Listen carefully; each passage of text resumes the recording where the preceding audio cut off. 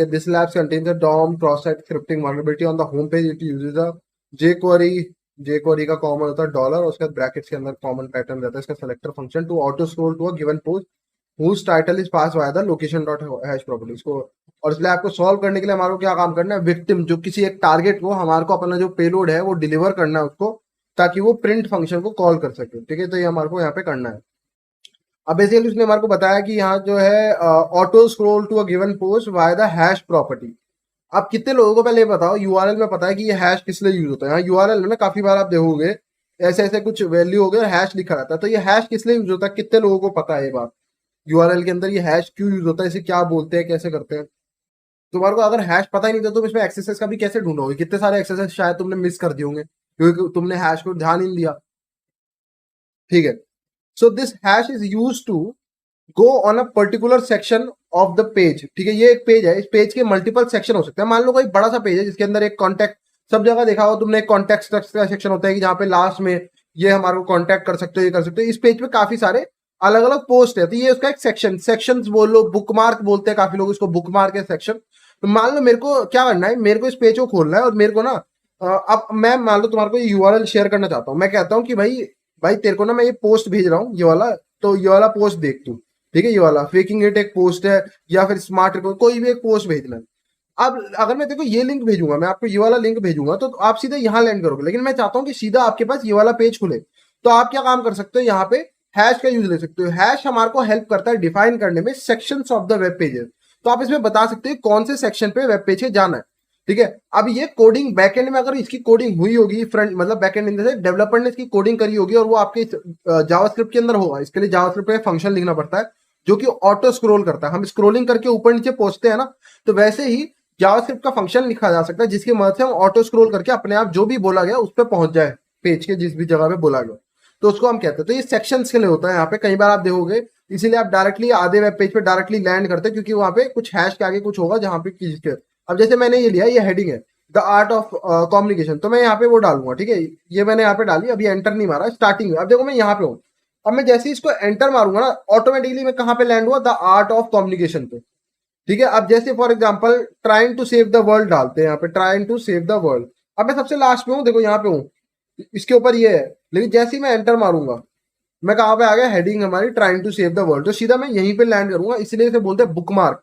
Bookmark इसलिए बोल सकते हैं कि यहीं पे आप सीधा लैंड, बुकमार्क किसलिए लगाते हो बुक में, कि हमारे को पता रहे हमने कहाँ तक बुक पढ़ ली थी। तो सिमिलरली कहाँ तक हमने पोस्ट पढ़ लिए थे एक वेब पेज पे, आप बुकमार्क लगा सकते हो, ये वाला भी पढ़ना बाकी है। ठीक है, या फिर इसको सेक्शन भी बोल सकते हैं, ये वाला सेक्शन हमने वेबसाइट का पूरा कंप्लीट कर लिया, अब इस सेक्शन से रह गए थे तो हमने इसका लिंक दे दिया। तो ये हैशेस जो होते हैं ये सेक्शंस को डिवाइड कर सकते हैं, ये बुकमार्क लगा सकते हैं, मतलब इनकी मदद से आप एक जगह से दूसरी लोकेशन पे पेज पे डायरेक्टली जा सकते हो। समझ आया सबको इतना ही क्या होता है, हैशेस क्यों यूज होते हैं। तो मैंने बताया कि हर वेबसाइट पे नहीं, जहां पे इसके लिए स्पेशली कोड करा जाएगा, क्योंकि ये क्या है, देखो अगर तुम सोचोगे तो यहाँ पे ऑटोमेशन हो रहा है, कुछ नहीं है, ये ऑटोमेशन है। ऑटोमेशन किसी प्रोग्रामिंग में तो करा होगा ना। अगर हम यहाँ पे ये हेडिंग दे रहे हैं तो क्या काम कर रहा है, वो हेडिंग को पढ़ रहा है कि हैश क्या की हेडिंग क्या है, ऑटोमेटिकली स्क्रोल करके और सीधा हमारे को यहाँ पे लाके छोड़ रहा है। तो ये सब काम जावास्क्रिप्ट में लिखा गया है। ये कैसे करा गया, ऑटोमेशन के थ्रू। अब जब भी ऑटोमेशन हो रहा है, प्रोग्रामिंग करी गई है, तो किसी ने तो प्रोग्रामिंग लिखी होगी ना, तो जब तक वो प्रोग्रामिंग नहीं लिखी जाएगी ये काम नहीं करता। तो ये प्रोग्रामिंग के ऊपर गेम होता है सारा। इंटरनल लिंक्स बोल लो, काफी सारी चीजें बोलते हैं इसको। इंटरनल लिंक्स बोल लो, एक ही वेब पेज में अलग अलग लिंक्स बोल लो, इंटरनल लिंक्स बोल लो, इंट्रानेट लिंक्स बोल लो, जो मर्जी बोल लो इसको यार।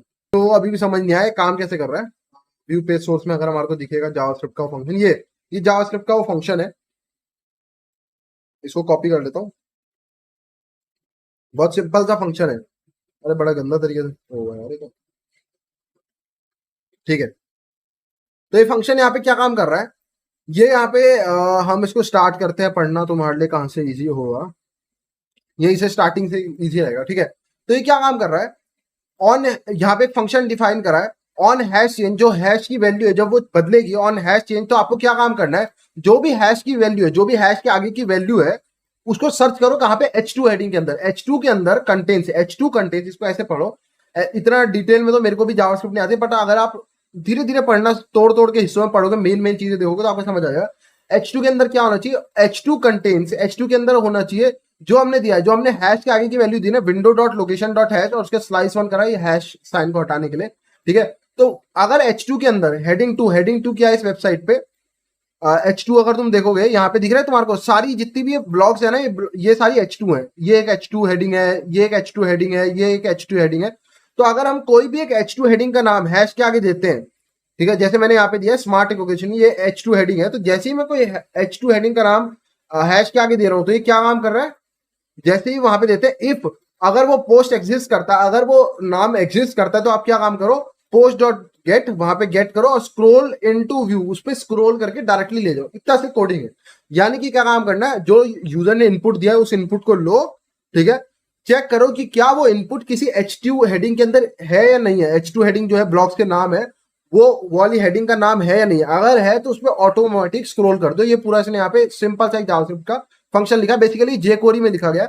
जब भी आप ऐसी चीज दिखो ना, यहाँ पे एक डॉलर से स्टार्ट हो रहा हो, डॉलर फिर ब्रैकेट्स, ये हमेशा जेक्वेरी का कोड है। ये पैटर्न है जेक्वेरी का, तो ये जेक्वेरी का कोड है। यूजुअली आपको ये देख के समझ आ जाएगा, ठीक है। तो ये अगर ये प्लेन जावास्क्रिप्ट में लिखा जाता तो ये काफी बड़ा कोड होता है। जेक्वेरी काफी चीजों को सिंप्लीफाई कर देता है, जैसे स्क्रॉल इनटू व्यू फंक्शन वगैरह। ये जावास्क्रिप्ट काफी इजी कर देता है चीजों को। अब इसके अंदर वनरेबिलिटी कहाँ है ये समझते हैं। देखो इसमें ना वनरेबिलिटी ये है कि जब मैं यहाँ पे एबीसीडी लिख रहा हूँ ना, एबीसीडी अभी ब्लैंक है बिल्कुल, तो यहाँ पे तुम्हारे को दिखेगा कि अभी यहाँ पे ये कहीं पे हमारे को ले जाएगा नहीं, क्योंकि एबीसीडी क्योंकि उसने क्या लिखा था H2 हेडिंग के अंदर कहीं पे भी एबीसीडी यहाँ है ही नहीं, तो ये हमारे को स्क्रोल नहीं कर पा रहा है। ये हमारे को स्क्रोल नहीं कर पा रहा है यहाँ पे कहीं पे भी, है ना। और अगर आप देखोगे व्यू इंस्पेक्ट एलिमेंट में चलते हैं और यहाँ पे कंट्रोल F करूंगा, तो एबीसीडी कहीं पे रिफ्लेक्ट भी नहीं हो रहा। तो यहाँ पे फिर एक्सेस हो कैसे सकता है, मतलब मेरा जो इनपुट है वो कहीं पे रिफ्लेक्ट ही नहीं हो रहा है, यहाँ पे कहीं पे भी रिफ्लेक्ट नहीं हो रहा है। पूरे पेज पे आप कुछ भी कर लो आपका रिफ्लेक्ट नहीं होगा, तो फिर एक्सेस हो कैसे सकता है, यहाँ पे ये समझते हैं। तो ये मैंने बोला था, इसलिए थोड़ा सा यूनिक केस है। एक्चुअली में ये जो वनरेबिलिटी है, ये इस वेब पेज में या इस वेबसाइट में नहीं है, ये वनरेबिलिटी जेक्वेरी के वर्जन में। ये जेक्वेरी का जो वर्जन यहाँ वेबसाइट में यूज हो रहा है काफी पुराना है। इसके अंदर एक वनरेबिलिटी है जो कि अब फिक्स हो चुकी है, पहले थी। इसमें क्या था कि जब कोई एक यूजर, अगर जो ये एबीसीडी है ना, ये जो मैंने यहाँ पे अगर कोई एक ऐसा नाम दिया है जो एग्जिस्ट नहीं करता है वेबसाइट पे, जो नहीं करता है, तो क्या हो रहा है कि जावास्क्रिप्ट तो जो जेक्वेरी बैकएंड में रन कर रही है, बैकएंड में नहीं सॉरी, जो जेक्वेरी लोडेड हो रही है हमारे ब्राउजर में, वो इसको अपने आप एक एलिमेंट क्रिएट कर रही है। मतलब अगर मैं यहाँ पे एक H1 डाल रहा हूँ ना, H1 हेलो H1, वो आपको दिख नहीं रहा है, ये H1 आपको दिख नहीं रहा है यहाँ पे, लेकिन वो क्रिएट हो रहा है, ठीक है। तो यहाँ पे क्या काम कर रहा है, एक अनअटैच्ड एलिमेंट आपके लिए क्रिएट करके दे रहा है जेक्वेरी, यानी कि इस पेज से वो अटैच नहीं, इस डॉक्यूमेंट से वो अटैच नहीं है, इस डॉक्यूमेंट से अटैच नहीं, इसलिए डिस्प्ले भी नहीं होगा। लेकिन वो क्या काम कर रहा है, ये इसमें वनरेबिलिटी थी कि अगर आप इसके आगे कोई भी एक एलिमेंट दे रहे हो, तो उसका एक जो फंक्शन था ना, कंटेन फंक्शन, उसके अंदर ये वनरेबिलिटी थी जेक्वेरी के अंदर, कि अगर वहां पे आप कोई नॉर्मल इनपुट दे रहे हो जैसे स्टेज डॉक, तो ये उस पर ऑटो स्क्रोल कर रहा है। लेकिन जब आप कोई एबीसीडी जैसी चीज दे रहे हो, तो वो उसको एक एलिमेंट क्रिएट करने की कोशिश, उसको लगता है कि ये चीज एग्जिस्ट नहीं करती, तो मैं बना देता हूँ अपने आप। तो आप जो भी दे रहे हो, ये उसको अपने आप से एक एलिमेंट, एक टैग क्रिएट करने की कोशिश कर रहा है। तो आपने इसको H1 दी, इसने H1 बनाने की कोशिश करी, लेकिन वो अनअटैच्ड है, उस पे इस डॉक्यूमेंट से जुड़ा हुआ नहीं, तो वो आपको डिस्प्ले नहीं होगा। अब ऐसे में दिक्कत ये है कि आप इसको एक्सप्लॉइट नहीं कर सकते इस केस में। लेकिन यहाँ पे एक ऐसा टैग है जो एक्सप्लॉइट करा जा सकता है, जो कि इमेज टैग। क्योंकि इमेज टैग अगर आपको डिस्प्ले नहीं भी होगा, अब इमेज टैग हमारे को इमेज जो है वो डिस्प्ले नहीं भी होगी, लेकिन फिर भी ये क्या काम करेगा, रिक्वेस्ट करने की कोशिश करेगा जो भी आप यूआरएल दोगे उस पर। बैकएंड में जो जेक्वेरी है वो इस इमेज टैग को क्रिएट करेगी, टैग को। अब जैसे ही इमेज टैग क्रिएट होगा, उसकी इमेज आपको दिखाई नहीं देगी, जैसे H1 हेडिंग आपको दिख नहीं रही थी पेज पे, लेकिन फिर भी जो इसकी एसआरसी एट्रीब्यूट है, सोर्स एट्रीब्यूट है, उस पर रिक्वेस्ट लग जाएगी बैकएंड में ही। वो अटैच नहीं है लेकिन रिक्वेस्ट तो लग सकती है, तो उसमें रिक्वेस्ट लगी और हम इसके आगे दे देंगे on error equals to alert 1, ये हम यहाँ पे दे देंगे। तो क्या होगा, वो एसआरसी एक्स पे करने की कोशिश करेगा कि भाई इसकी सोर्स पे मारो, वो हमारे को दिखाई नहीं देगा, ठीक है, हिडन रहेगा, हमारे को दिखाई नहीं देगा। लेकिन वो जब इस पे रिक्वेस्ट करने की कोशिश करेगा, एक्स आएगा, ऑन एरर करती है अलर्ट 1 पे, हमारे को वो अलर्ट 1 तो हमारे को पेज पे दिखाई देगा। क्योंकि कोई भी जावास्क्रिप्ट, जैसी जावास्क्रिप्ट की वजह से ब्राउजर में अलर्ट 1 एग्जीक्यूट होगा, वो सबसे ऊपर अपने आप ऑटो फोकस में, अलर्ट 1 चाहे अटैच्ड हो अनअटैच्ड हो, वो ऑटो फोकस में आ जाता है, क्योंकि अलर्ट 1 पिछले पेज को डिसेबल कर देगा। तो अगर आप यहाँ पे एंटर मारूंगा, ठीक है, तो आपको दिखेगा, क्योंकि ये पिछले पेज को डिसेबल कर दिया। सबसे पहले अलर्ट 1, हमारे को अलर्ट 1 दिखेगा ही दिखेगा, चाहे वो अटैच्ड हो आपका एलिमेंट या नहीं हो। इतना समझ आया सबको, थोड़ा सा हार्ड था लेकिन समझ आया। अब हमारे को यहाँ पे थोड़ा और काम करना है, go to the exploit server. अब इन्होंने बोला है कि ठीक है आप इसको एक्सप्लॉइट कर पा रहे हो, अब मैं चाहता हूं कि इससे किसी को हैक करके एक्चुअली दिखाओ कि कैसे हैक करोगे। भाई तुमने ये बना लिया, ये पेलोड है, सबको पता है काम कर रहा है, अब इससे किसी को हैक करके दिखाओ। लेकिन तुम्हारे को प्रिंट फंक्शन कॉल करवाना है, प्रिंट फंक्शन इस बार हमारे को। तो ये कॉपी कर लेता हूँ ये यूआरएल, यहाँ चलते हैं। तो इन्होंने कहा कि भैया आपको ये जो कोड यहाँ पे आप जो भी लिखोगे ना बॉडी के अंदर कोड, वो कोड आपको क्या है, मतलब यहाँ पे आपको HTML का ऐसा कोड लिखना है जिससे एक्सप्लॉइट हो जाए सामने वाला। तो बेसिकली यहाँ आई फ्रेम हेडर्स का यूज करेंगे। आई फ्रेम क्या काम करता है, जैसे ये एक फ्रेम बना दे, एक वेब पेज के अंदर एक छोटा सा और वेब पेज बना देगा। ये फिशिंग में यूज होता है बेसिकली आई फ्रेम, अभी दिखाऊंगा समझ आ जाएगा आई फ्रेम। और इसमें SRC रहता है ना आई फ्रेम में, SRC इक्वल्स टू, ये 3 क्या था, प्रिंट क्या मैंने क्या दिया था,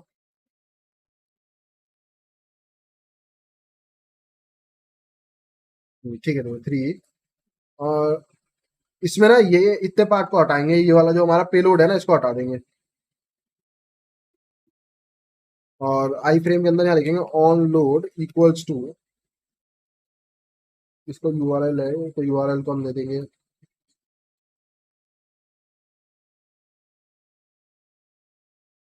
this dot S R, this dot S R C equals to plus equals to,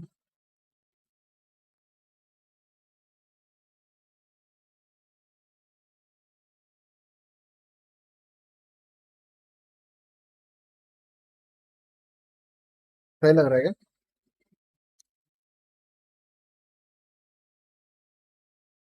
you exploit भी देखते हैं एक बार। हाँ प्रिंट फंक्शन कॉल हो गया, सही है।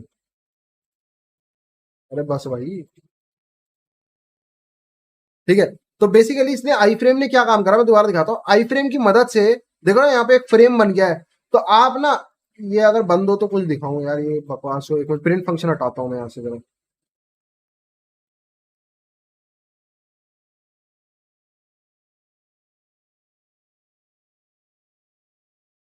कॉन्सोल डॉट लॉग कर देते हैं इसकी जगह, console dot log 1 view exploit.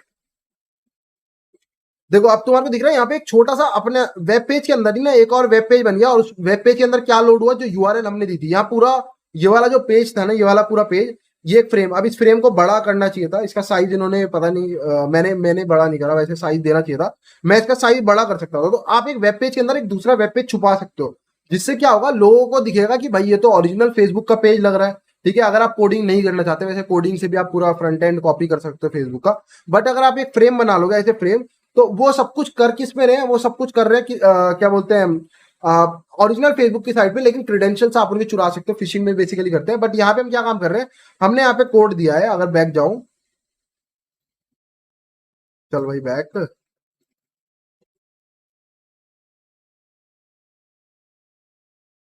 अरे यार क्या हो गया इसे,